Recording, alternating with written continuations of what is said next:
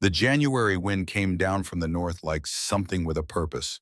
It moved across the open land without hesitation, without pause, bending the frozen grass flat against the ground and pushing through gaps in walls that men had spent entire summers building.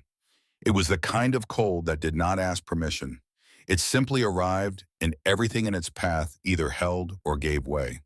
Fletcher Greer had lived through 14 winters in the Granger's Hollow Valley, and he knew the difference between cold that tested a man and cold that finished him. This was the second kind. He saddled his horse before sunrise, not because anyone had asked him to, not because there was work waiting, but because of something he could not name exactly. A feeling. The kind that sits behind the ribs and does not leave until you do something about it. He rode north. The land stretched out ahead of him, pale and hard and silent under a thin layer of new snow. No trees out here, no shelter. Just open ground running, flat toward the ridge, and above the ridge, a sky the color of old iron. He saw the chimney long before he reached it, a single vertical line against the horizon, tall, narrow, standing alone above a low structure that barely rose above the surface of the ground.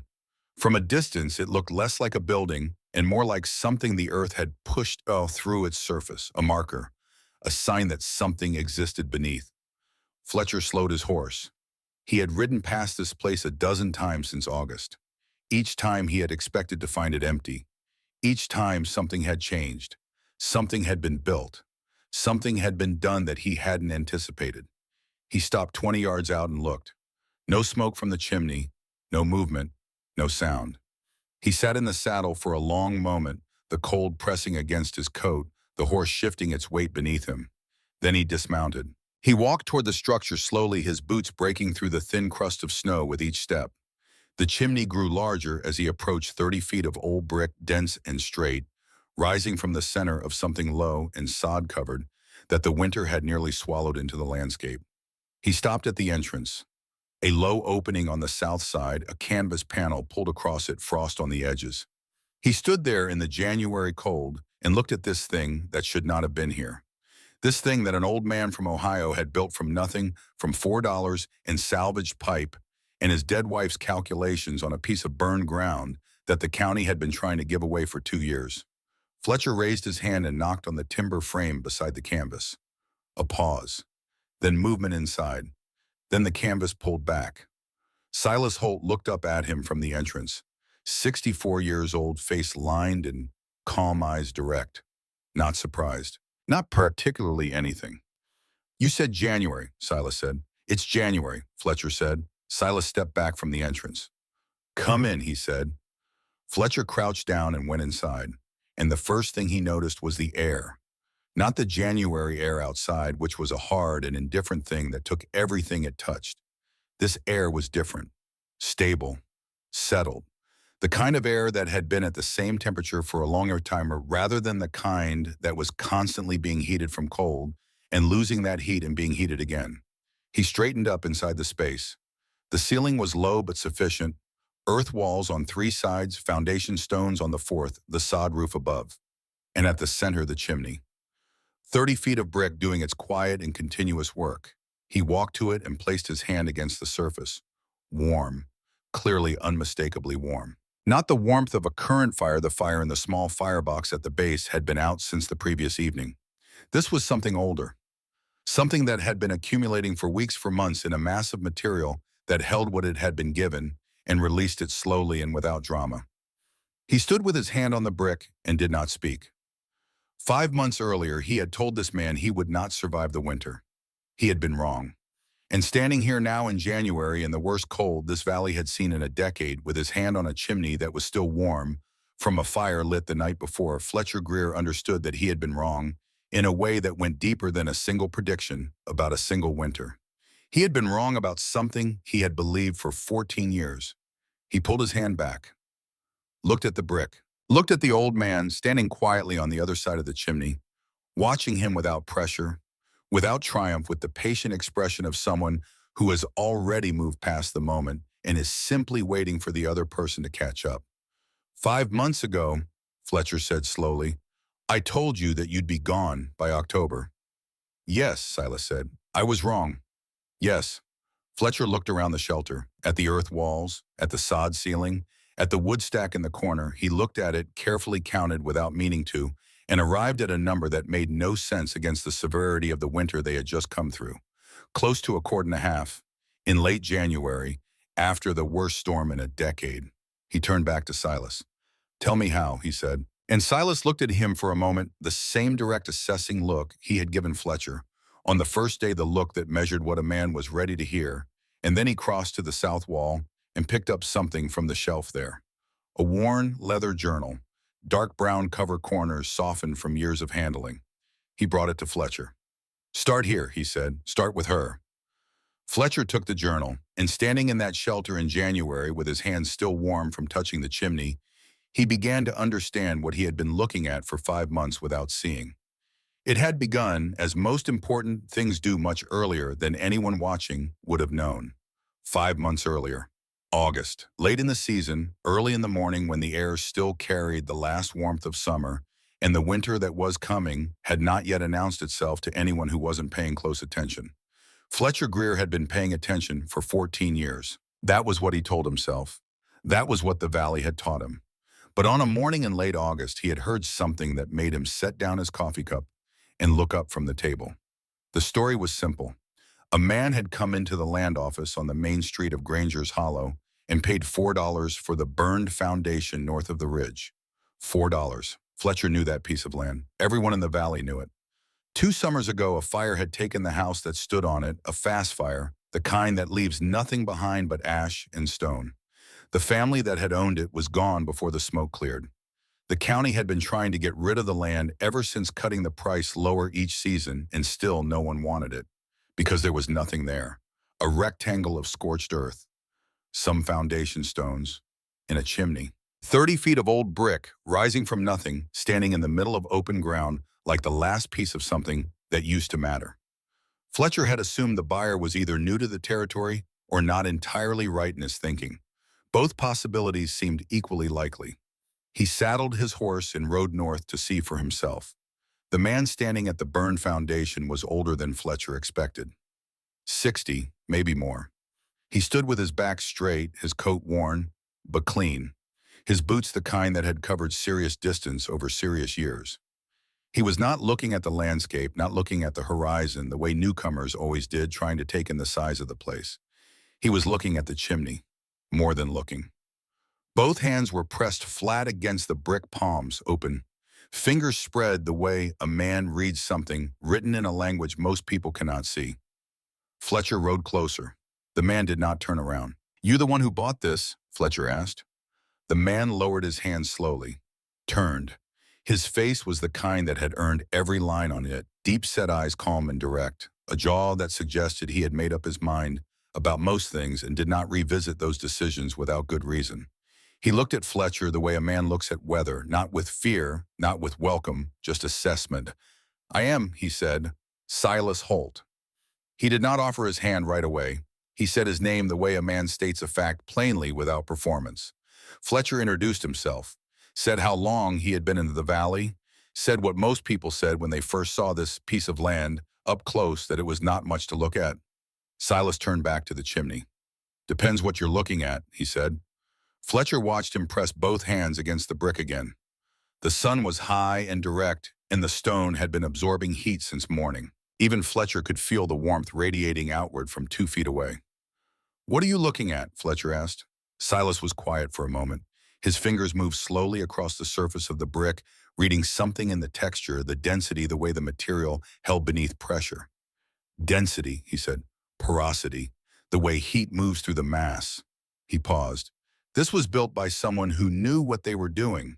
The mortar spacing is even. The brick is hard-fired, not soft. It's been standing through 2 winters since the fire, and there's no fracture, no spalling." Fletcher looked at the chimney. It looked like a chimney. "You're a mason," he said. "Was," Silas said. 40 years in Ohio." He stepped back from the chimney and looked at it from a distance now, the way an artist steps back from a canvas. Something in his expression was not pride, not satisfaction. It was closer to recognition, like finding something he had been looking for. "Most chimneys," Silas said slowly, People think of them one way, a passage, something that carries heat and smoke up and out. He looked at Fletcher.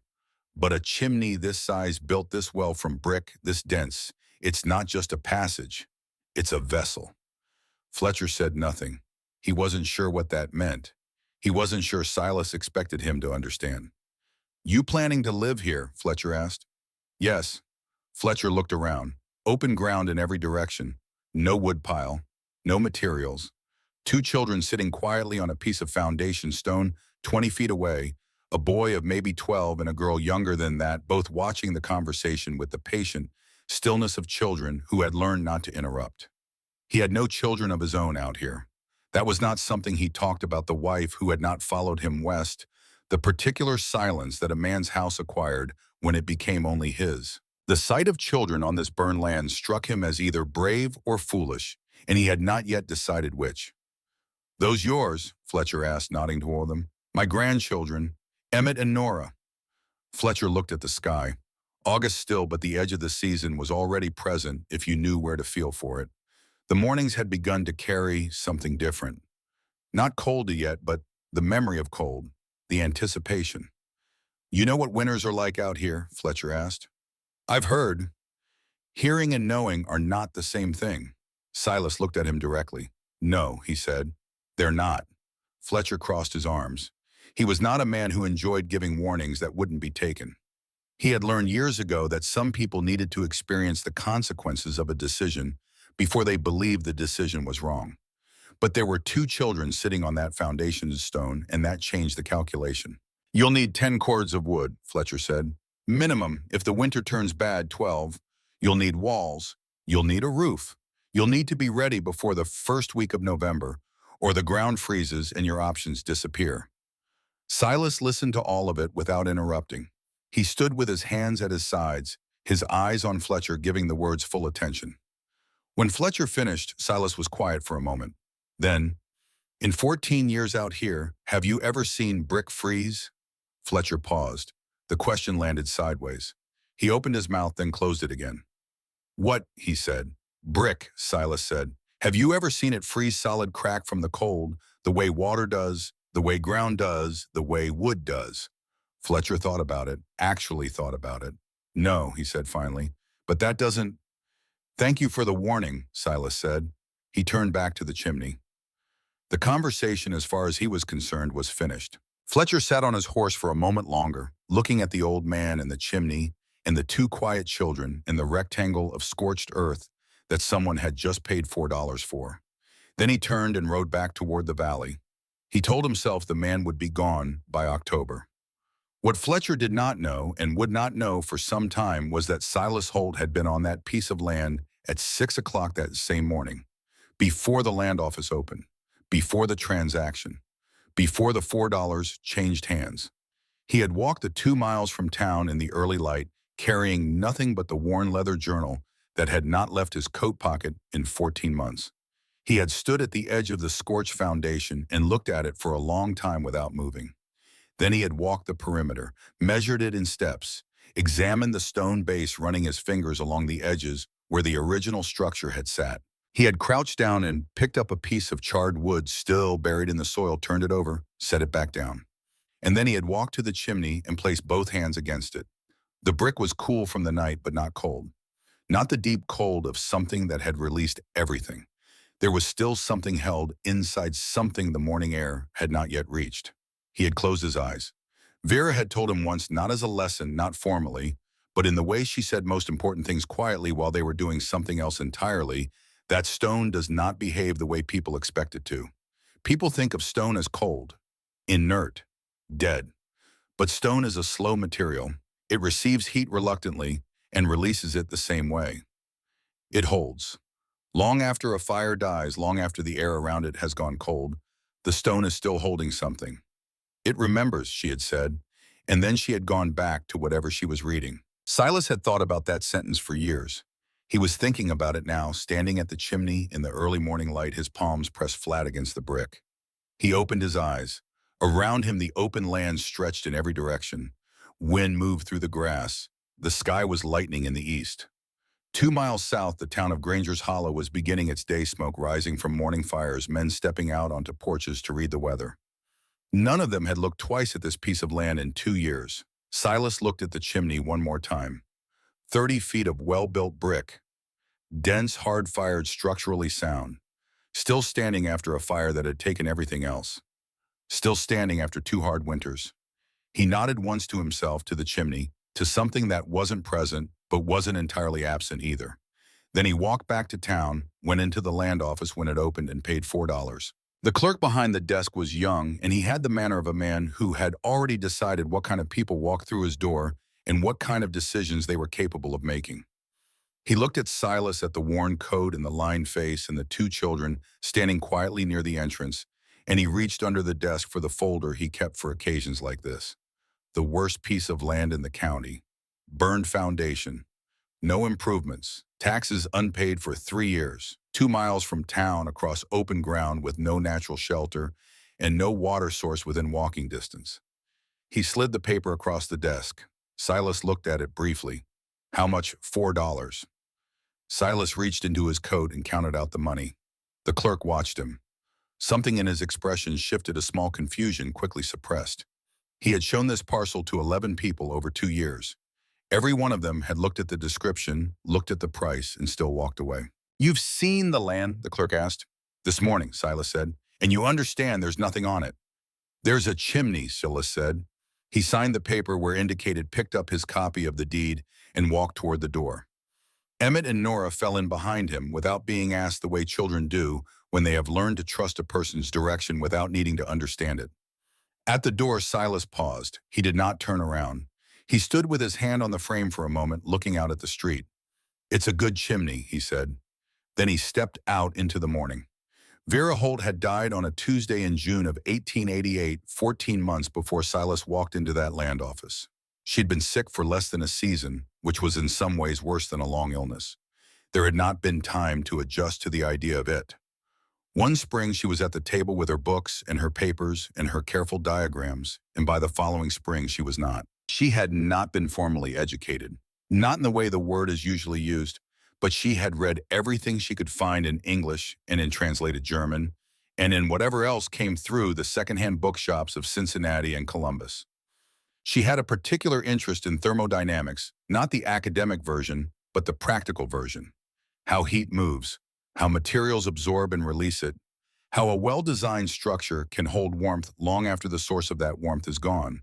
She had spent 20 years studying the design of the Kachelofen, the Central European masonry heater, a device that looks like a large decorated stove, but functions on a principle entirely different from the fireplaces and cast iron stoves that most American homes used. The Kachelofen was built for thermal mass. You burned a hot, short fire, not a long, slow one, and the dense mass of the structure absorbed that intense heat and released it slowly over the following 12 to 18 hours. You did not tend a Kachelofen constantly. You fed it once, maybe twice a day, and it did the rest. Vera had never been able to build one. They had never owned a home with the right kind of structure, never had the resources to do it from scratch, never found the right conditions. She had designed one on paper many times. Different configurations, different proportions. She had calculated fuel requirements, heat output, heat retention rates. She had compared her calculations against documented examples from Germany and Austria. She believed it would work in Montana, in the deep cold of the Northern Territories, where conventional approaches to winter heating were expensive and exhausting and never quite adequate. She had written this in the journal, several times, in her careful, precise handwriting, surrounded by measurements and diagrams and small marginal notes to herself. On the last page, she wrote a month before she died, "The chimney has to be right. Not just standing right, dense brick, proper mass, good mortar built by someone who understood what they were building. If you find one, Silas, if you ever find one that was built properly and is still standing, build around it. Don't build the chimney first. Find the chimney first. Everything else follows."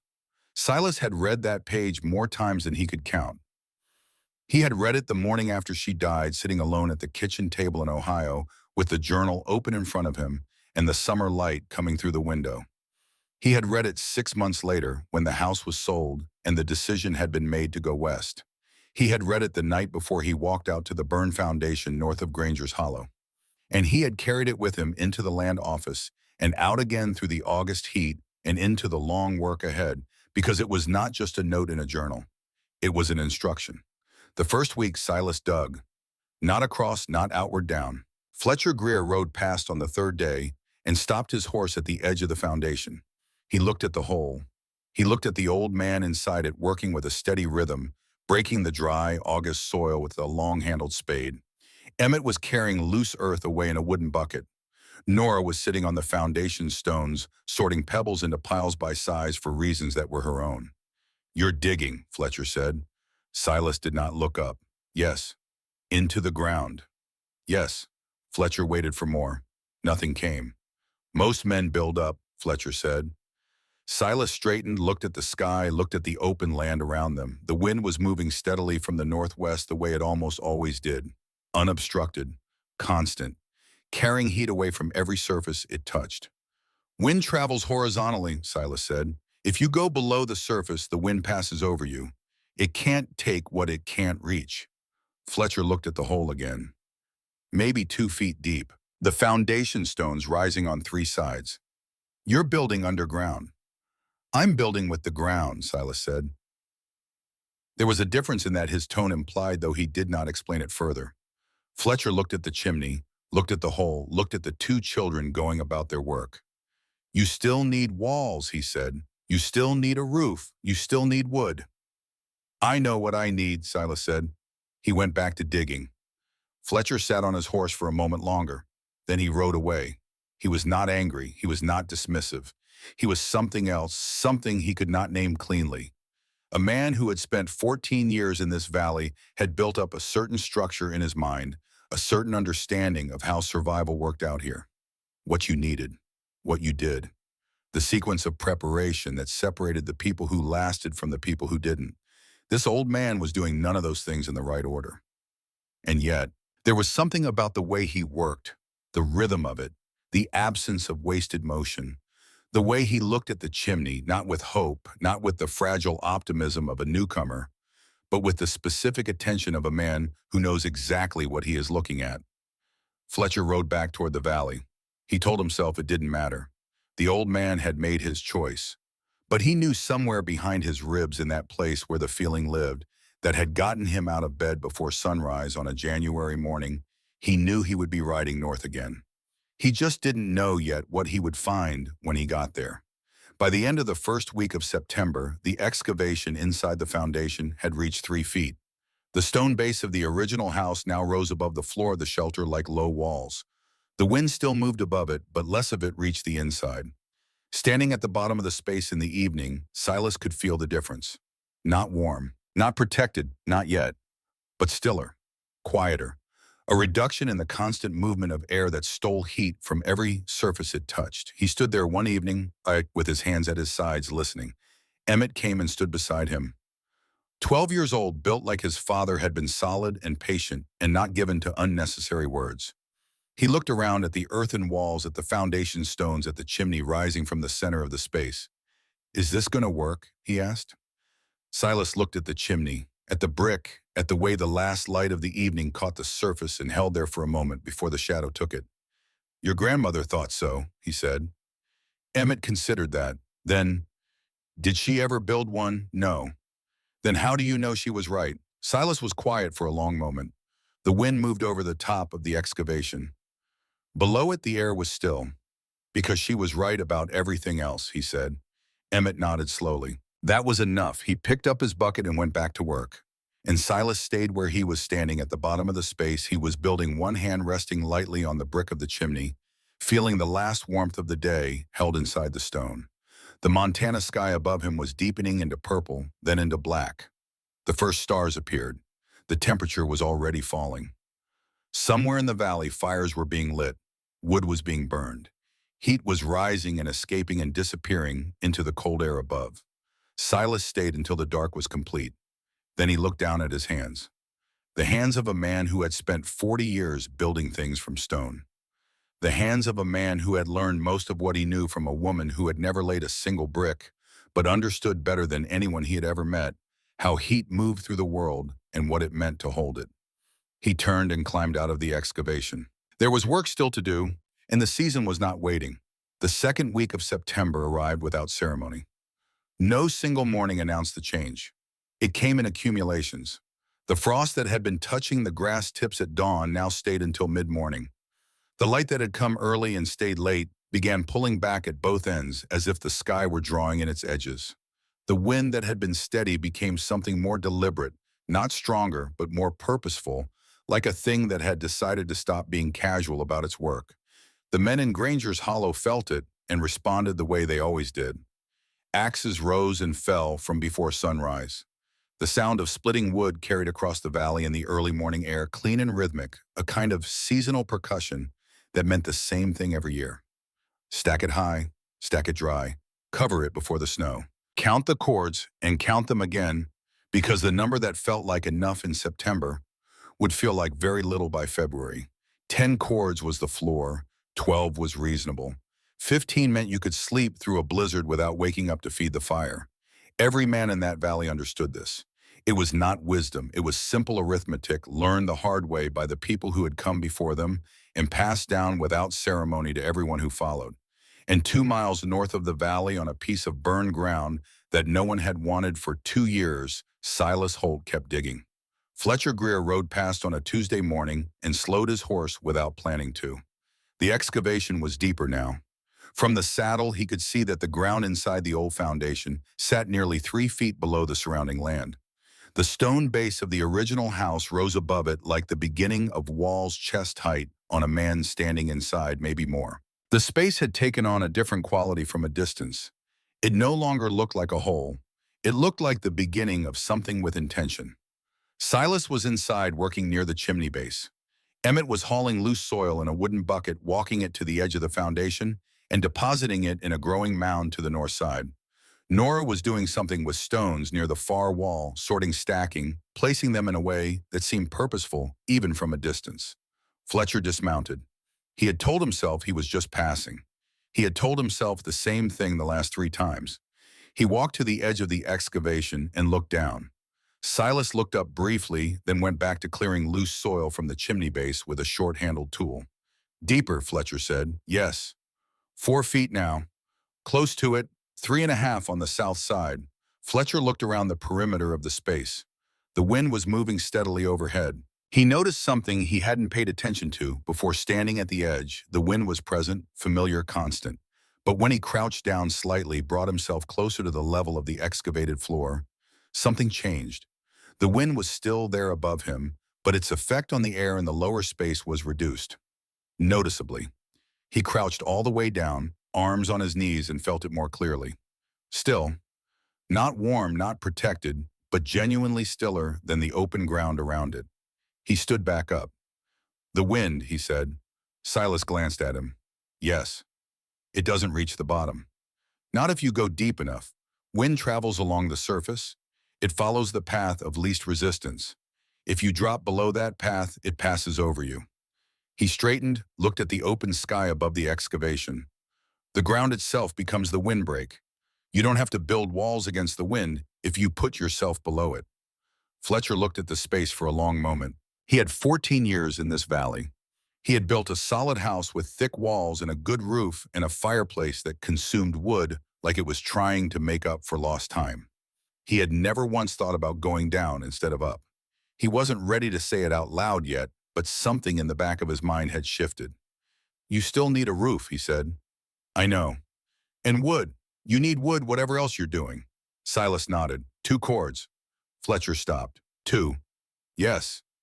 2 cords won't last a month." Silas set down his tool and looked at Fletcher directly. "Not if you burn it the way everyone else does." Fletcher opened his mouth, closed it. This was the second time the old man had said something that landed sideways that didn't fit the frame of what Fletcher understood to be true about winter and heat and survival. The first time he had ridden away. This time he stayed. "Then how do you burn it?" he asked. Silas walked to the chimney and placed one hand against the brick. "Come down here," he said. Fletcher hesitated. Then he climbed down into the excavation. Standing at the base of the chimney, looking up at it from below, Fletcher saw it differently. From the ground level, from horseback, from any normal vantage point, the chimney was simply a chimney. Tall, functional, unremarkable, except for the fact that it was still standing. But from inside the excavation, surrounded by the earthen walls, in the rising stone foundation, with the sky reduced to a rectangle overhead, and the wind passing above, rather than through the chimney, was something else entirely. It was the center of something, the fixed point around which the rest of the structure made sense. Silas tapped the brick with his knuckles. A dense, low sound, not hollow, not thin. "Feel this," he said. Fletcher placed his hand against the brick. It had been a cool morning and the sun was still low. But there was something in the brick that the air around it did not have. A residual quality. Not warmth exactly, not yet, but the memory of warmth, the suggestion of it. "It held last night's heat," Silas said. "It'll hold tonight's. Once it's connected to a proper fire burning hot and fast, it'll absorb that heat through the full mass of the brick and release it slowly for 12, 14 hours after the fire goes out." Fletcher withdrew his hand. "You're talking about a masonry heater." Silas looked at him with mild surprise. "You've heard of them?" "I saw something like it once. A family east of here, German settlers, had a large stone oven that stayed warm all day." Fletcher paused. "But that was different. That was built specifically for it. This is a chimney." "This chimney was built by someone who understood mass," Silas said. "The brick is hard-fired high density. The wall thickness is substantial. It was built to last, not just to function. Most chimneys are built too thin, too light. They carry smoke and they lose everything else. But this one," he put both hands on it, "this one holds." Fletcher looked at the structure, at the excavated walls around them, at the earth itself dense and present on all sides. "And the ground," he said slowly, "the earth walls. Constant temperature below the frost line," Silas said. "The ground insulates from outside. It doesn't generate heat, it holds what's already there. Combined with the chimney doing the same thing from the center, the system holds heat from multiple directions at once." Fletcher stood in the space and tried to see it the way Silas was describing. Not a hole in the ground with a chimney. A vessel, a container designed to receive heat from one source and hold it through the structure itself, through the material, through the mass of things that did not give up what they had been given. He almost had it. Then the skeptical part of him, the part that had 14 winters of conventional knowledge behind it, pushed back. "In theory," Fletcher said. "Yes," Silas agreed. "In theory. You haven't proven it yet." "No," Silas said. "Not yet." He said it without defensiveness, without the edge that most people put into that kind of admission. He said it the way a man states the current position on a map, accurate, temporary, soon to be updated. Fletcher climbed back out of the excavation. He stood at the edge for a moment, looking down at the old man who had returned to his work. "Where did you learn this?" he asked. 40 years as a mason." Silas picked up his tool. A pause before he answered. "My wife," he said. He did not look up. He went back to work. And Fletcher for the second time found himself with no useful response. He mounted his horse and rode south toward the valley. The journal had a worn cover, dark brown leather, the corners rounded from years of handling. Vera had bought it in Cincinnati in 1869, the year they were married, and she had filled it over the following 2 decades with the kind of thinking that most people kept inside their heads or didn't have in the first place. Diagrams in pencil, precise and careful. Calculations in her small, dense handwriting. Excerpts translated from German texts on thermodynamics. Comparisons between different masonry heating designs, their dimensions, their fuel requirements, their heat output over time. Silas had watched her work on it across 20 years of evenings, at the kitchen table by lamplight, while he sat across from her with his own work or his own quiet.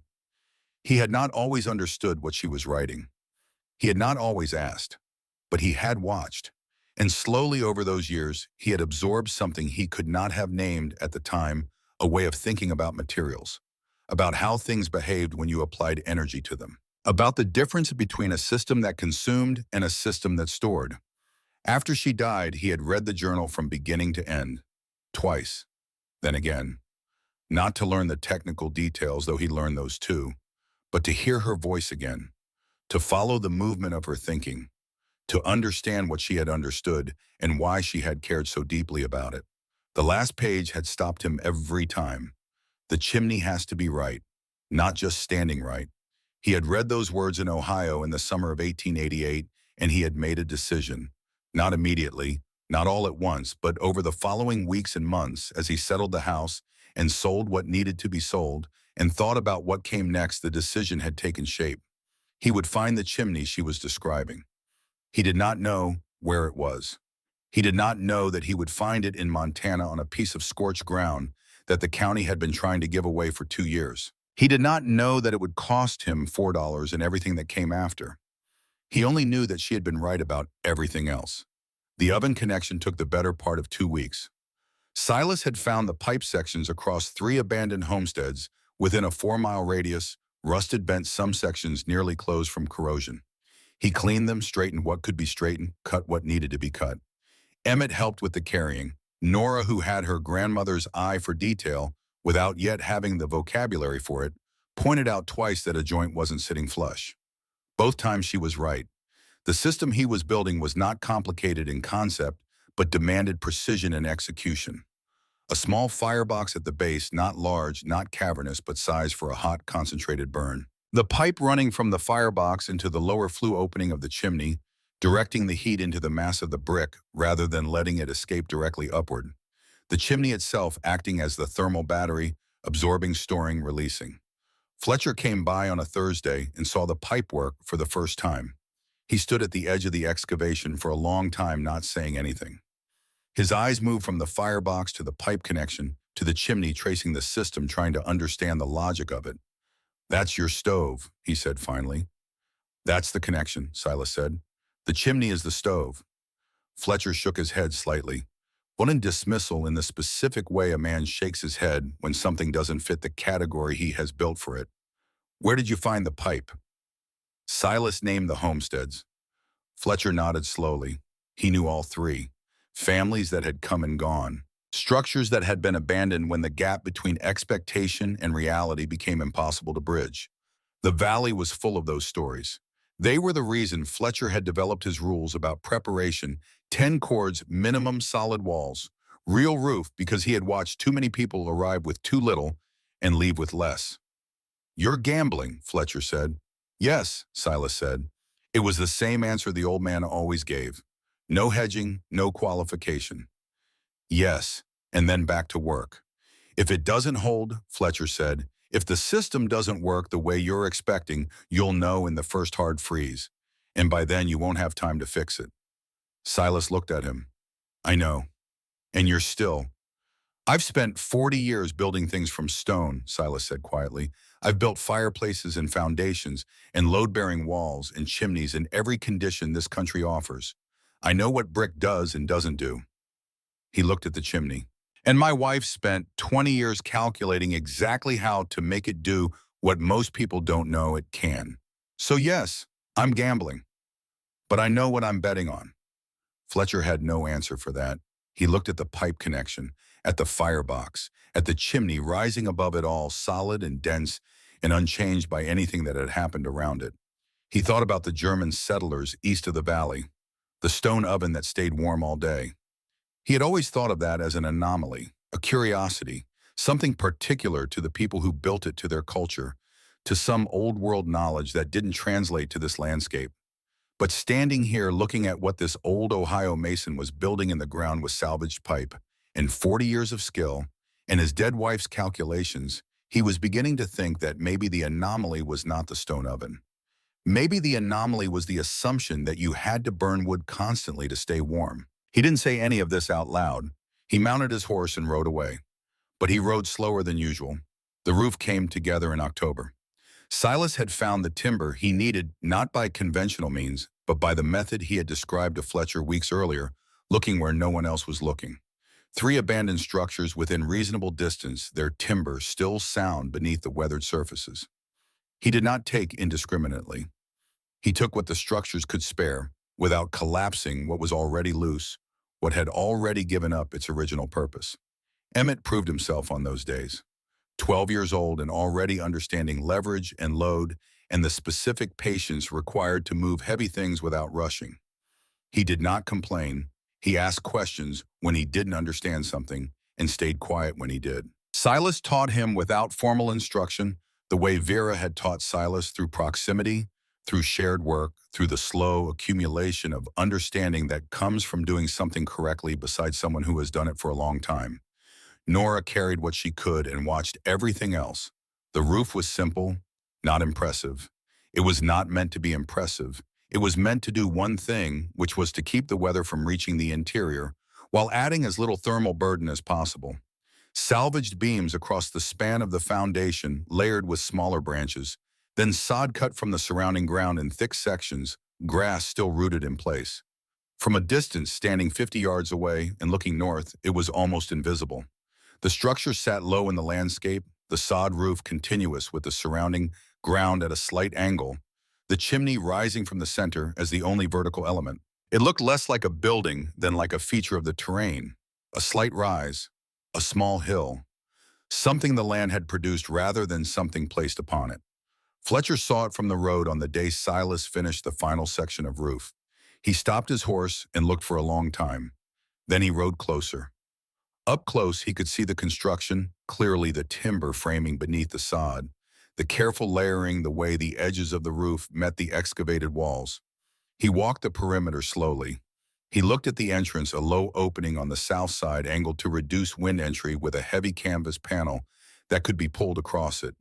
He crouched down and looked inside. The interior was dim. Earth walls on 3 sides, foundation stones on the 4th. The chimney at the center. Minimal furnishings, 2 low sleeping platforms built against the walls, a work surface storage along the south wall. Everything close together. Everything within the radius of the chimney's influence. Small, very small, but contained, controlled. Fletcher straightened up and looked at the sod roof above the entrance. "It's warm already," he said, not a question. Silas was behind him. "The ground holds ambient temperature. It's not warm yet, but it won't be as cold as open air either." "How much difference?" "Enough to matter. 10 degrees, maybe more. Against a Montana winter, 10 degrees is significant." Fletcher looked at the chimney again. "And when you light it?" "When I light it correctly, hot fire, short burn, full mass absorption, the chimney will hold that heat and release it for most of the following day." "You haven't tested it yet." "Tonight," Silas said. Fletcher looked at the sky. October now, and the temperature had dropped steadily through the past week.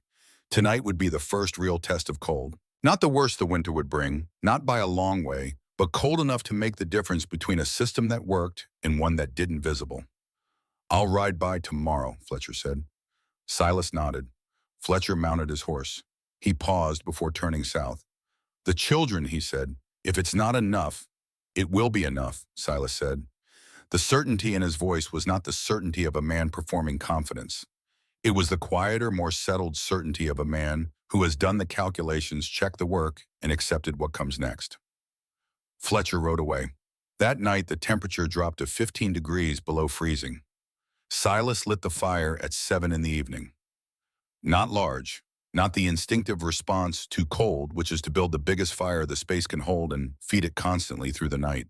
A precise fire-dry hardwood cut to specific lengths stacked in the firebox with attention to airflow lit from the bottom and allowed to burn fast and hot. The flames were intense.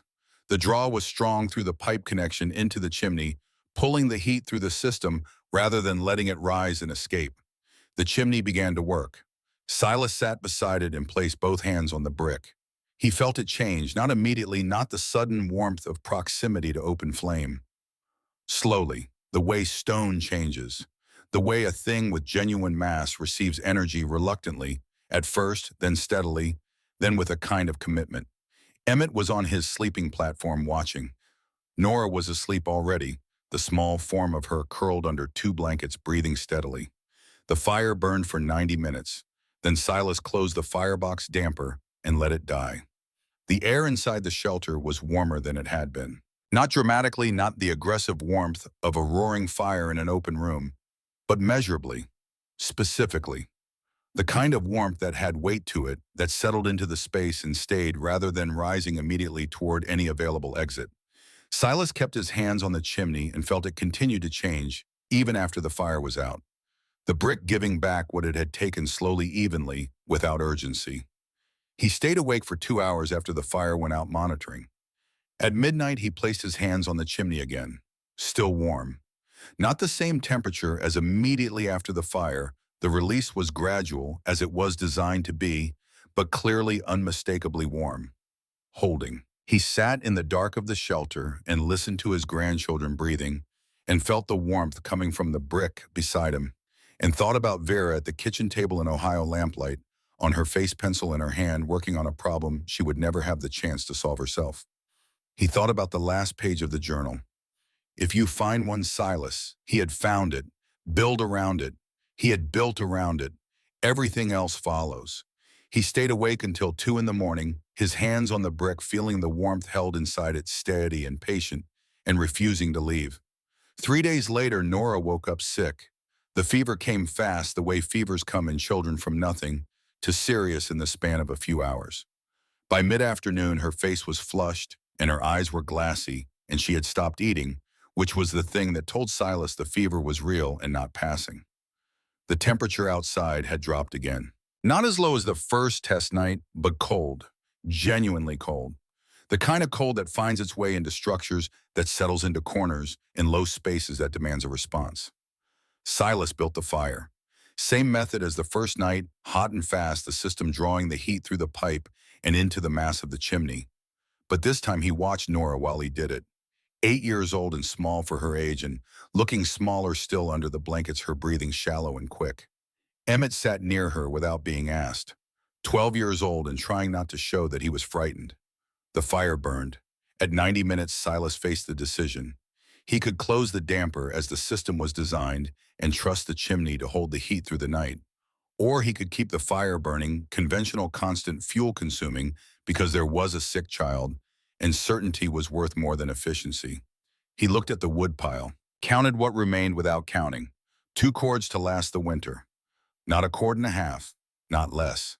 He looked at the chimney, his hands on the brick, the heat coming through, clearly the system performing exactly as the calculations said it should. He looked at Nora, then he closed the damper. He sat beside his granddaughter through the night with his back against the chimney, one hand resting on the warm brick, the other checking her forehead every half hour. The temperature inside the shelter dropped slightly as the hours passed, the gradual release of stored heat rather than the constant input of an open fire. But it did not drop far. It held in the range of survivable, then comfortable, then warm enough. At 3 in the morning, Nora's fever broke. She stirred, opened her eyes, looked at the dark ceiling of the shelter, looked at Silas beside her. "Is it still warm?" she said. Her voice was thick with sleep. "Yes," he said. "The fire's out." "Yes."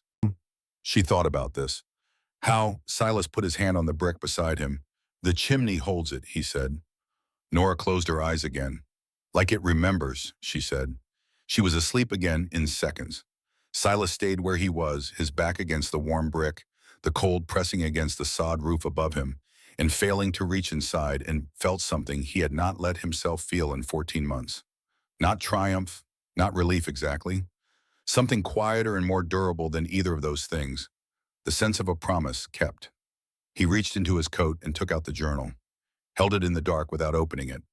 He knew the last page by memory now. He had known it for a year. He did not need to read it. He just held it.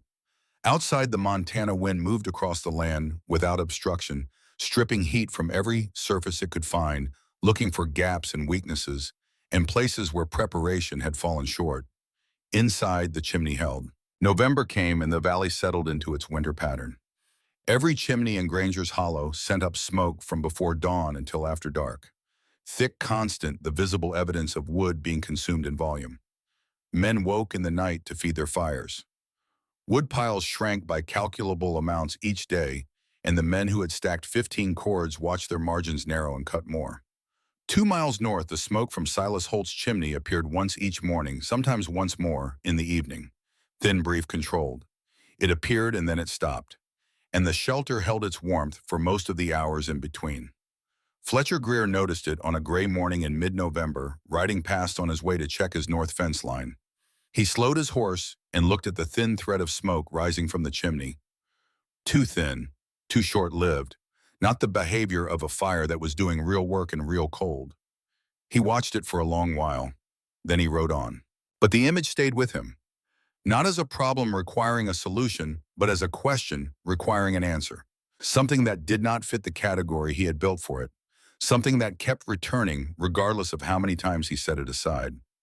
That evening, Fletcher came back, not planning to, not with a purpose he could have articulated. He found himself turning his horse north after the fence check, riding through the gray afternoon, arriving at the edge of the foundation as the light was beginning to fail. Silas was inside.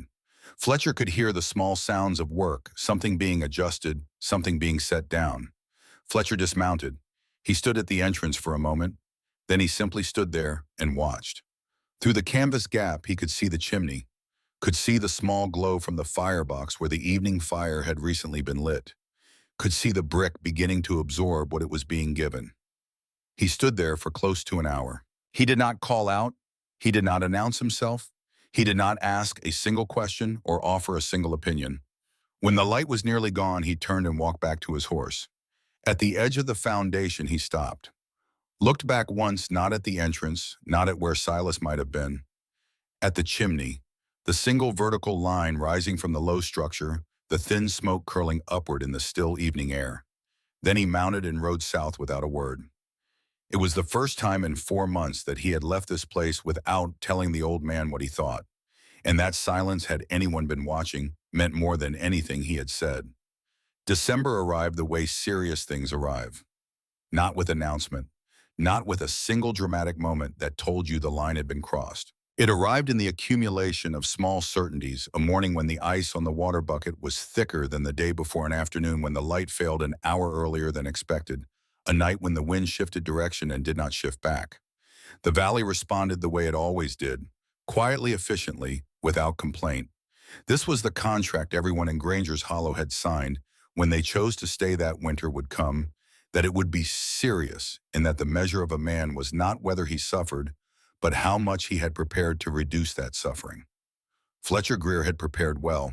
He had prepared the way he always prepared, thoroughly, systematically, with the confidence of 14 years of experience behind each decision. And still, by the second week of December, his house was cold in the mornings in a way it had not been in previous years. The wood was the problem. He knew it, and he had no good solution for it. Snow had come 3 weeks earlier than the long average, and despite his covered stacks, the moisture had found its way in through gaps he had not anticipated. Wet wood burned poorly. It smoked. It consumed itself without generating the sustained heat that dry wood produced. He was burning through his supply faster than his calculations allowed for, and February was still 8 weeks away. He cut more. He split smaller sections that would dry faster near the fire. He adjusted his routine, feeding the fire before bed, waking twice in the night, to tend it rising before dawn, to rebuild it from coals that had gone too low. He was working harder than he had in any previous winter, and he was less warm than he wanted to admit. The storm came on a Thursday. No one in the valley had seen a storm like it in a decade. It came from the northwest in the middle of the afternoon, moving faster than weather usually moved, and by evening the visibility had dropped to 30 feet and the temperature had fallen to 20 below zero, and the wind was a constant force rather than a variable one. It stayed for 4 days. Inside his house, Fletcher burned wood at a rate that frightened him. Not because he was being careless, because the cold was making demands that could not be refused. Every hour the fire was not at full output, the temperature inside dropped measurably. The walls, solid as they were, could not hold against this kind of sustained assault. The heat he put in leaked out continuously, and the only way to maintain the interior temperature was to replace it continuously, which meant burning continuously, which meant watching his wood supply diminish at a rate his calculations had not accounted for. On the second day of the storm, he helped a family to his south, the Aldrich family, 3 children, their wood nearly gone. He gave them what he could spare. He lived alone, had no children here, no grandchildren, no one whose survival was bound to his own, the way children bind a man to his choices, and that had always seemed like a kind of freedom. But standing in the Aldrich doorway with an armful of wood, watching 3 children huddle near a dying fire, it felt like something else. He gave them what he could and returned to his house and fed his own fire and did not examine that feeling further. He fed his fire and did not sleep well. On the third day, he thought about Silas Holt. Not deliberately, not as a decision to think about him. The thought arrived on its own, the way certain thoughts do when a man has been alone for long enough and the conditions around him are forcing a reckoning with what he knows and doesn't know. He thought about the thin smoke from the chimney. Once a day, sometimes twice, never constant, never the desperate, continuous output of a fire that was fighting a losing battle against the cold. He thought about the old man sitting inside that low structure with the sod roof and the earthen walls, two children asleep nearby, the chimney, warm at midnight, from a fire that had been out since evening. He thought about what it would mean for that to be true in a storm like this one. He fed his fire and stared at the ceiling and did not answer his own question. The storm broke on a Sunday morning. The wind stopped first. Then the sky cleared from the west, moving east in a line of pale blue that replaced the gray in stages. The temperature was still severe, 20 below at dawn, climbing slowly, but the stillness after 4 days of wind was itself a kind of relief. Fletcher was outside before full light and assessing his wood supply, calculating what remained against what winter still required. The numbers were not good. He stood in the cold and looked at his stacks and felt something he had not felt in 14 years in this valley. Not panic, he was not a man who panicked, but a specific kind of exposure. The feeling of having done everything correctly and still finding that correctly was not quite enough. He stood there for a while. Then he went inside, saddled his horse, and rode north. The shelter was there the way it always was, low, quiet, almost invisible against the snow-covered ground. The chimney rose from the center, and from it came a thread of smoke, thin and controlled, curling upward in the still morning air and dispersing quickly. Once, a single fire burning now in the early morning after 4 days of the worst storm in a decade. Fletcher stopped his horse 20 yards out and watched the smoke for a moment. Then he dismounted. He walked to the entrance, the low opening on the south side, and stopped. He had ridden past this place a dozen times. He had watched from a distance, from horse's back, from the safe remove of a man who had not yet committed to being wrong about something. He had watched from the entrance once in the evening, in November, and ridden away without speaking. This time he did not hesitate. He crouched down and went in. The interior was dim lit by the small fire burning in the firebox and by the thin winter light coming through a narrow gap near the roof line on the south side. He could see the earth walls, the foundation stones, the low sleeping platforms along the sides. He could see Emmett sitting near the fire with a book open on his knee, and Nora still asleep on her platform, one arm hanging over the edge. He could see Silas standing at the far side of the chimney, his back to the entrance, both hands on the brick. Fletcher stepped inside. The first thing he noticed was the air. Not warm, not the aggressive warmth of a well-fed fire in an enclosed room, but not cold. The air had a quality that was difficult to name, precisely stable perhaps. Settled. The kind of air that had been at the same temperature for a long time, rather than the kind that was constantly being heated from cold and losing that heat and being heated again. He straightened up inside the space. The ceiling was low but sufficient. The earth walls on all sides created an enclosure that felt different from anything he had been inside before. Not claustrophobic, contained. Like the difference between being surrounded by walls built to keep something out and being held by something that had simply decided to stay. Emmett looked up from his book. He did not seem surprised to see Fletcher. He nodded with the specific composure of a boy who had learned it from an old man. Silas turned from the chimney. He looked at Fletcher for a moment, said nothing. Fletcher looked around the space. At the small wood stack in the corner, he could see it clearly from here. He looked at it and counted without meaning to. The quantity was something that should not have been possible. It was late December. 4 days of the worst storm in a decade had just ended. And the stack in the corner represented, he looked again, more carefully, close to 1.5 cords. He looked at Silas. "You should have run out weeks ago," he said. "I would have," Silas said, "if I burned it the way everyone else does." Fletcher crossed the space and stood in front of the chimney. He looked at it, the full height of it, from the firebox connection at the base to where it disappeared through the sod roof above. 30 feet of brick. Dense, old, well-built. He placed his hand against it. The fire in the firebox was small and recent. He could hear, it could feel its immediate warmth on his left side where he stood close to it. But the brick beneath his hand was not the warmth of a current fire. It was something different, something older, something that had been accumulating for days, for weeks, in a mass of material that had been absorbing and holding and releasing in a slow, patient cycle that had nothing to do with urgency. He moved his hand to a section of chimney higher up above the firebox level. Same temperature. He moved it to the far side.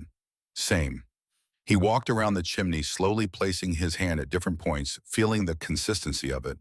The whole mass was warm, not intensely, not the scorching warmth of a fire's immediate environment, but warm in the way that things are warm when they have been warm for a long time, thoroughly, evenly, without qualification. He stood still with both hands on the brick for a moment. "It's been like this," he said. Not a question. "Since the first week of November," Silas said. Once the mass was fully charged, fully saturated with stored heat, it became self-sustaining at this level.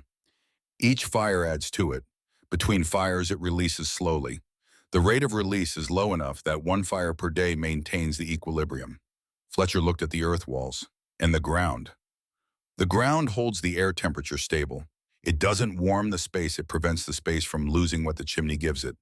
Two systems working together. Neither one sufficient alone. Fletcher was quiet for a long time. He looked at Emmett with the book. The boy had gone back to reading, apparently unconcerned by the presence of a man who had spent 4 months riding past and not coming in. He looked at Nora asleep on her platform, her breathing slow and even. He looked at the wood stack in the corner. "A cord and a half," he said. "Approximately. In late December." "Yes." Fletcher turned to face Silas directly. He had a question that he had been building toward for 4 months, and it was time to ask it plainly. "Why did you come here?" he said. "Not to Montana, not to this valley, here, to this specific piece of ground. You could have built a system like this anywhere, any foundation, any chimney. Why pay $4 for the worst piece of land in the county when you could have found something better?" Silas looked at the chimney. He was quiet for a moment. Then he crossed to the south wall and picked up something from the shelf there, the worn leather journal, dark brown, the corners soft from years of handling. He brought it to Fletcher. "Read the last page," he said. Fletcher opened the journal to the last page. The handwriting was small and precise. A woman's hand, careful and deliberate, the letters formed with the patience of someone who had learned that writing was a form of thinking and treated it accordingly. He read slowly. The entry was dated May 1888. He did not know yet what that date meant, that it was 1 month before Vera Holt died, but he felt the weight of it in the way the words were written. Not urgent, not desperate. Calm. The calm of someone writing something important because they understood it was important and wanted it to be accurate. She wrote about heat, about the way most people thought about keeping warm as a problem of continuous input, of constant effort of burning more to stay ahead of the cold. She wrote about how that approach was not wrong but was incomplete, that it treated heat as something to be produced rather than something to be managed, that the difference between those two approaches was, in her estimation, the difference between survival and exhaustion. She wrote about the Cachelofen, about the principle of thermal mass, about the specific properties of well-fired brick under sustained heat, how it absorbed energy at the molecular level and released it on a timescale measured in hours rather than minutes. And then at the end, the paragraph that Fletcher read twice before looking up. The chimney has to be right, not just standing right. Dense brick, proper mass, good mortar built by someone who understood what they were building. Most chimneys are an afterthought, a passage, nothing more. But a chimney built with attention, built with understanding of what brick can do when it is asked to do more than carry smoke, that chimney is a heater. It has always been a heater. No one told it otherwise. If you find one, Silas, if you ever find one that was built properly and is still standing, build around it. Mom. Don't build the chimney first. Find the chimney first. Everything else follows. I won't be there to see it, but I know you will find it, and I know you will build it right. Build it right. Fletcher closed the journal. He held it in both hands and looked at the cover without speaking. In the silence, the fire made small sounds in the firebox. The chimney did its work. The air in the shelter held its temperature with a steadiness that had nothing to do with effort and everything to do with design. "She wrote this a month before she died," Fletcher said. It was not a question. He had understood the date. "Yes." "She never built it." "No." Fletcher looked up. Silas was watching him with the expression of a man who has carried something for a long time and is not asking to be relieved of it, just to be understood. "You came here for her," Fletcher said. "I came here to finish what she started," Silas said. "There's a difference." Fletcher thought about that. "Is there?" Silas almost smiled. It was a small thing, brief more in the eyes than the mouth. "She started it 20 years ago at a kitchen table in Ohio. She finished the design. She proved the math. She identified every variable and accounted for it. He looked at the chimney. All I did was find the chimney and pick up the tools. Fletcher held the journal a moment longer. Then he turned and set it carefully back on the shelf where Silas had taken it from. He turned back to face the room. Something had shifted in him. He could feel it not as emotion exactly, not as a dramatic internal event, but as the specific sensation of a structure adjusting. A wall that had been in a certain position for 14 years moving slightly. Not collapsing, just relocating, making room. "I owe you an apology," Fletcher said. Silas shook his head. "You owe me nothing. You told me what you knew. That was the right thing to do.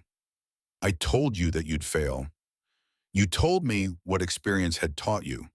What experience had taught you was correct for the approach everyone else uses." He looked at Fletcher steadily. "You were not wrong about the problem. You were wrong about the solution." Fletcher considered this. It was a more generous framing than he deserved, and he suspected Silas knew that. "The brick," Fletcher said. "You're not heating the air. I'm heating the brick, and the brick heats the air. Slowly, over hours, without waste." Fletcher nodded. He understood it now, not just intellectually, not just as a concept, but in the way that understanding settles when it has been arrived at through experience rather than instruction. He had felt the air in this shelter. He had touched the chimney and felt what it held. He had stood in the contrast between this place and his own house, the cold mornings, the constant tending the wood supply that should have been sufficient and wasn't. He understood because he could feel the difference. "How much wood do you need to get through to spring?" he asked. "What I have is sufficient," Silas said, "with margin." Fletcher looked at the stack in the corner. A cord and a half. February and March still ahead. He ran the math quickly, and it worked with the system performing. As it had been performing, a cord and a half was not just sufficient. It was comfortable. He had started the winter with 15 cords. He didn't say that out loud. Fletcher came back 3 days later. He brought his own notebook, not a fine leather journal like Vera's, just a working notebook, the kind a practical man carries for measurements and calculations and things he does not want to have to remember twice. He came in the morning before the day's work began, and he sat across from Silas in the shelter with the notebook open on his knee and asked questions. Not skeptical questions, not the questions of a man looking for holes in an argument. The questions of a man who had accepted that he needed to learn something and was going about it with the same practicality he brought to everything else. Silas answered each one directly. Dimensions of the firebox, duration and intensity of the optimal burn, thermal mass calculations for a chimney of this size, the relationship between excavation depth and wind reduction, the specific properties of sod as an insulating material, the role of the earth walls in stabilizing ambient temperature. He explained it the way a teacher explains something, not simplified, not talked down to, but clearly in sequence with attention to the logic that connected each element to the next. Fletcher wrote it all down in his neat, practical hand. Emmett watched from across the room. Nora, who had recovered fully from her October fever and had since developed the habit of appearing whenever something interesting was happening, sat near the entrance and listened with the specific attention of a child who does not yet know what she is learning, but recognizes that it matters. She had a small notebook of her own, Fletcher noticed. The same small, careful handwriting as she worked the same attention to the page. He did not yet know whose handwriting it resembled, but it would have been recognizable to anyone who had held Vera's journal. At the end of the morning, Fletcher closed his notebook and looked at what he had written. "I could build this," he said. "Yes," Silas said. "Not this winter, but next." "Before next winter," Silas said. "Murray is the time to build. The ground is workable. The chimney can cure properly before the cold arrives." He paused. "If you have a chimney worth building around." Fletcher thought about his house.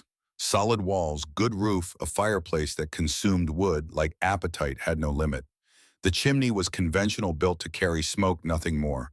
Not the right density, not the right mass. "I'd need a different chimney," he said. "You'd need to rebuild the core," Silas said, "or find a better foundation." Fletcher looked at him. "You know what's available in this valley?" "I've ridden most of it.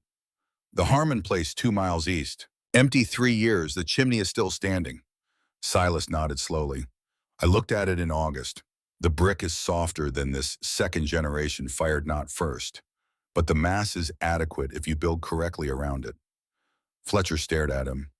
You looked at it in August. I looked at several. This was the best. Fletcher sat with that for a moment. The image of an old man in August, newly arrived in the valley, systematically evaluating the abandoned chimneys of failed homesteads. Not looking for land, looking for the right chimney. Knowing exactly what he needed and looking for it before he did anything else. He thought about Vera Holt at a kitchen table in Ohio. Find the chimney first, everything else follows. He shook his head slightly, not in dismissal, but in the specific way a man shakes his head when something is too precise to be dismissed. She really calculated all of this, Fletcher said. Every variable, Silas said, twice. January settled into the valley like something that intended to stay. The temperature in the second week dropped to levels that made the December storms seem like preparation rather than event. 25 below at night, never climbing above 10 below during the day. A dry cold, which in some ways was worse than wet cold, it penetrated differently, found different gaps, made different demands. The valley's wood supplies were in varying states of adequacy. The families who had prepared most carefully were managing. Those who had prepared conventionally but not exceptionally were stretching. Two families were in genuine difficulty, and the community had organized the kind of informal redistribution that frontier life required, those with more giving to those with less, with the understanding that the debt would be repaid in kind when the opportunity arose. Fletcher was giving more than he had expected to spare. His own supply was lower than his calculations had projected, and his house was colder than his standards allowed. He was managing, he would get through. But the margin was thin and the effort was constant, and by the second week of January, he had slept no more than 4 consecutive hours on any single night since the cold wave began. He was tired in a way that had nothing to do with physical exertion. He was tired from the effort of maintaining something that was not efficient, from the constant tending of a system that could not hold what he put into it, from waking in the dark to a cold house and rebuilding a fire that should not have needed rebuilding. On a Thursday morning in the dark before dawn, he sat beside his rebuilt fire and looked at the flames and thought about the shelter 2 miles north. He thought about Silas asleep beside a chimney that was still warm from the previous evening's fire. He thought about what that would feel like. To wake in the dark and put your hand on something that was still holding what you had given it hours ago. To not have to rebuild from nothing because nothing had been lost. He got up, put on his coat, and went outside to look at the sky. Clear, cold, stars sharp and close the way they are only in genuine deep cold. He stood in the dark for a while. Then he went back inside, sat down at his table, and opened his notebook to the pages he had written in Silas's shelter 3 weeks earlier. He read them slowly. He read them again. Then he made a list of what he would need for the following summer. Materials, dimensions, labor. He calculated against what he had and what he could reasonably acquire before the building season began in May. It was a long list. It would be significant work. He wrote it all down without stopping. The cold broke in the third week of January, as cold of that depth always eventually breaks not to warmth, but to something less severe. The temperature climbed back above 0, then above 10, and the valley exhaled. Men emerged from their houses and assessed the damage. Not dramatic damage, no catastrophes, no losses that couldn't be recovered from, but evidence of a winter that had asked more than usual. Wood piles reduced to their final reserves. Structures that had revealed small failures under sustained stress. Faces that showed the specific exhaustion of people who had been working hard at something for a long time. Fletcher rode north.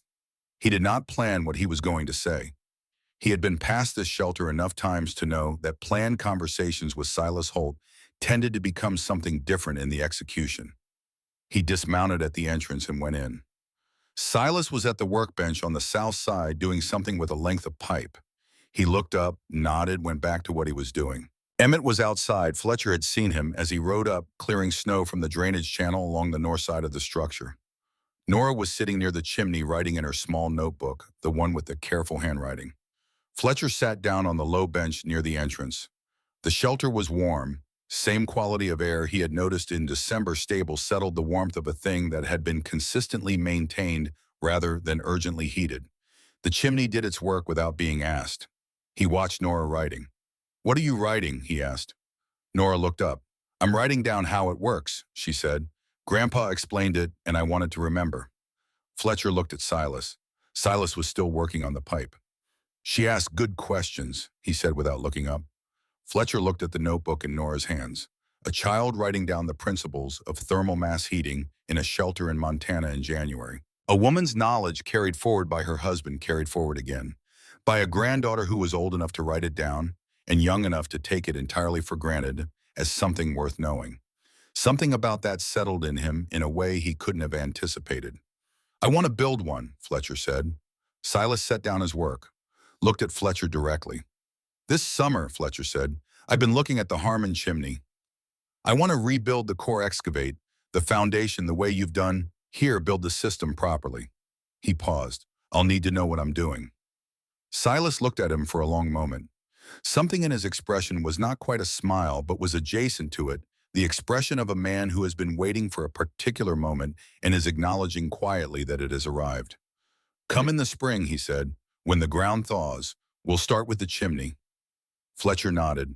He looked around the shelter one more time. At the earth walls, at the sod ceiling with the light coming through the gap near the south edge, at the wood stack in the corner, still impossibly more than half remaining after the hardest winter in a decade, at the chimney in the center of it all, doing its quiet, patient, continuous work.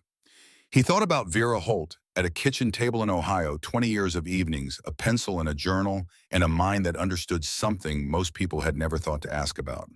He thought about Silas riding into Granger's Hollow in August with $4 and a dead woman's notebook and 40 years of skill and the specific intention of building something that had never been built, not because no one knew how, but because no one had looked at a chimney and understood what it was actually for.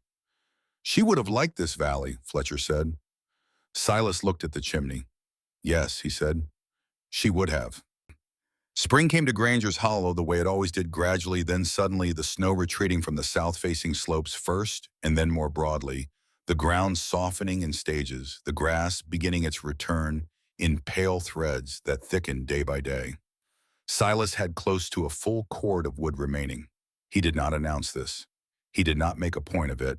But the valley knew the way small communities know everything eventually, and the people who had watched his chimney smoke once a day through the worst winter in a decade came to their own conclusions without needing to be told.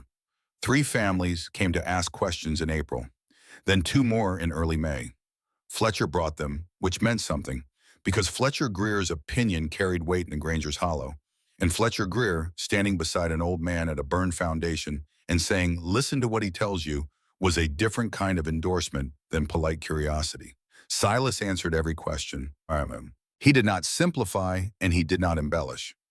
He showed them the firebox, the pipe connection, the chimney.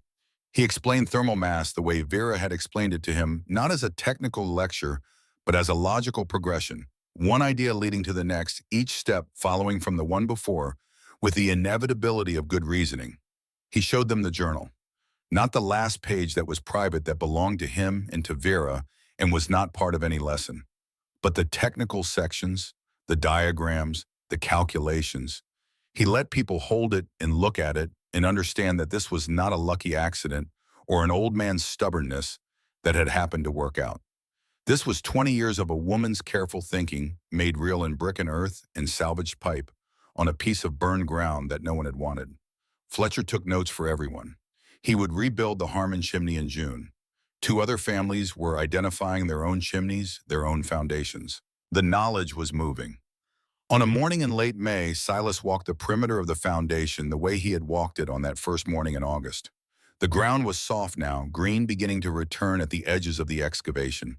The winter had changed the landscape slightly. Snow and melt had reshaped the small contours, shifted the drainage patterns, deposited a fine layer of new material over the scorched earth. But the chimney was unchanged. It stood the way it had stood through the fire that destroyed the original house and the 2 winters before Silas arrived, and the hardest winter in 10 years since. Dense, steady, indifferent to circumstance. Doing what well-made things do, lasting. He placed both hands on the brick. It was warm from the morning sun. Not the warmth of stored fire. The fire had not been lit since last week, the cold no longer requiring it. The warmth of sunlight absorbed by dense material and held as it always held longer than the air around it would suggest was reasonable. Emmett came and stood beside him. 12 years old in August, he would be 13 in 2 months. He was taller than he had been. The winter had done something to him, not hardened him exactly, but clarified something. Given him an understanding of things that most people his age did not have, because most people his age had not spent a winter watching an old man keep two children warm with less wood than anyone else in the valley used, and understanding incrementally why it worked. "Grandpa," he said. Silas looked at him. "Why do you always put your hands on it?" Silas looked at the chimney. He had been asked this question before by Nora on a cold night in October, in the dark after her fever broke, and he had given her an answer that was true, but incomplete. He thought about how to answer it more fully now.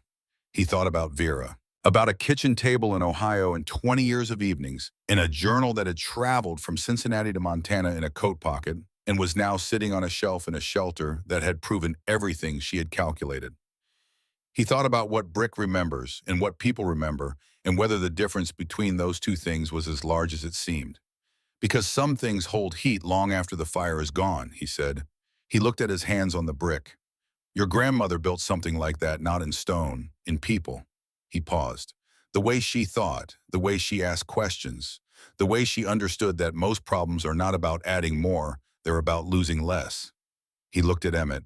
"That's still here. All of it. In this." He gestured at the chimney. "And in you. And in your sister." Emmett looked at the chimney for a long time without speaking. He was 12 years old and not given to unnecessary words, which was one of the things Silas valued most about him. He did not fill the silence with something lesser than what the silence contained.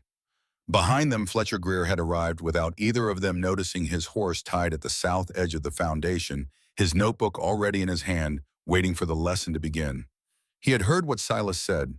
He stood there for a moment, holding his notebook, looking at the old man with his hands on the brick, and the boy standing beside him in the morning light. He thought about 14 winters, about 10 cords of wood in solid walls, and the conviction that he understood what this land required. About the gap in that understanding that he had not known was there until a cold morning in January, when he put his hand on a chimney and felt something that should not have still been warm. He thought about Vera Holt at a kitchen table writing by lamplight, building something that outlasted her. He looked down at his own hands. A man spends enough years doing things the way they have always been done, and he stops noticing that he is making a choice. He stops seeing the alternative, because the alternative has no precedent in his experience. An experience is a wall that faces inward. It shows you everything that has happened and nothing that hasn't. But some things hold heat long after the fire is gone. And sometimes, if you are willing to put your hands on something and feel what it holds, you find that what you thought was cold is not cold at all. It is simply waiting. Fletcher walked forward and stood beside Silas at the chimney. He placed his hand on the brick. Warm, still warm. The May sun moved across the Montana sky above them, and the chimney held what it had always held, and the valley below went about its spring in the ordinary way of things that do not know what has changed among them. And on the burned ground north of Granger's Hollow, 2 men and a boy stood with their hands on old brick and understood each in his own way what it meant to find something that had been built right and to build around it.